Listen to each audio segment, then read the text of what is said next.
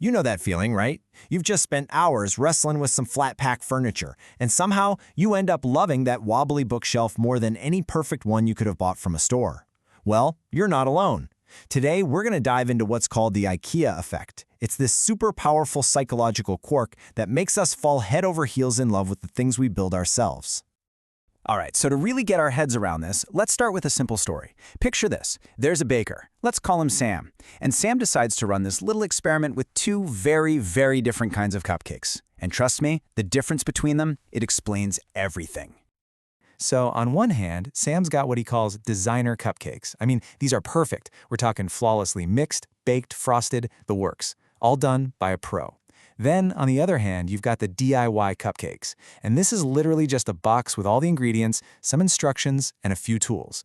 The customers, they have to do it all themselves. Okay, so what do you think? What's your guess? Did people go for the perfect professional cupcake or the kind of messy one they had to put together themselves? And the results were, well, they were pretty stunning. The people who made their own messy cupcakes didn't just think they were more delicious, they were actually willing to pay way more for them. I mean, just look at that difference on the chart. How is that even possible? I know, it totally defies logic, right? I mean, why would you value your own flawed creation over a perfect one? Well, the answer is, it's this fascinating mix of effort value and a really powerful bias our brains have. So yeah, what is really going on inside our heads here? What makes us think our own slightly wonky creation is somehow better? Well, this whole phenomenon actually has a name. It's called the IKEA Effect. And it's what's known as a cognitive bias, where we put a disproportionately high value on anything we helped create. Just the simple act of putting in that little bit of labor, it completely inflates how much we think the final thing is worth. And it really all comes down to this internal story our brain tells itself. See, to justify all the effort we put in, our brain basically goes, look, I worked so hard on this, it has to be amazing. Because if it's not, then I'm an idiot for wasting all my time. And let me tell you, our brains will do pretty much anything to avoid feeling like an idiot. And this isn't just about cupcakes, or furniture for that matter. This effect is totally universal. There was another classic study where people valued their own kind of crumpled, poorly folded origami cranes way more than perfect ones made by experts. It just proves the value isn't really in the object itself. It's in how we justify the effort we put into it. Okay, but here's where it gets a little more serious. This isn't just about fun stuff like cupcakes and crafts. This bias can build and lead us straight into something called the sweat equity trap. This bias, it sneaks into the really high-stakes parts of our lives. It's the reason you'll defend that wobbly piece of furniture you struggled to build. It's why we pour more and more time into a work project that's going nowhere, or stick with a failing business, or, and this is a big one, even stay in toxic relationships.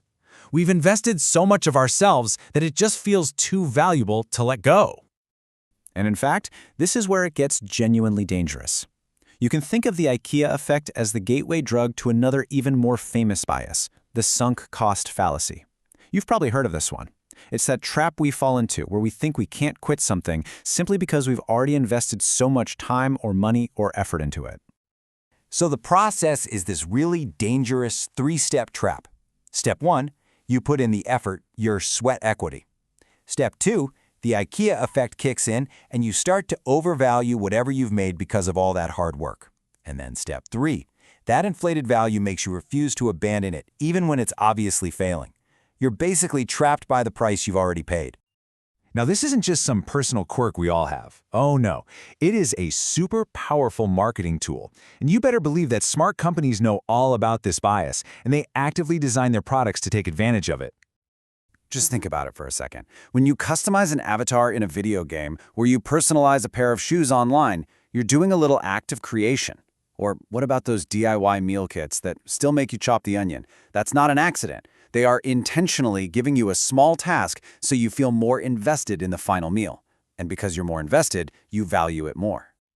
So when you boil it all down, these companies, they're not really selling you a better product. What they're selling you is a story about you. They're selling you the feeling of pride that comes from looking at something and saying, yeah, I did that. And all of this brings us to the final and probably the most important question we have to ask ourselves. Is the effort we're putting in, is it actually worth the result we're getting? We just have to remember that our brain's default setting is to protect our own ego. It is hardwired to justify the cost of whatever we commit to. It's desperate to convince us that all our struggles were worthwhile, no matter what the objective reality might be. So, the next time you find yourself feeling super attached to a project, or a thing you own, or even a relationship, maybe just take a second, step back and ask yourself this one simple question.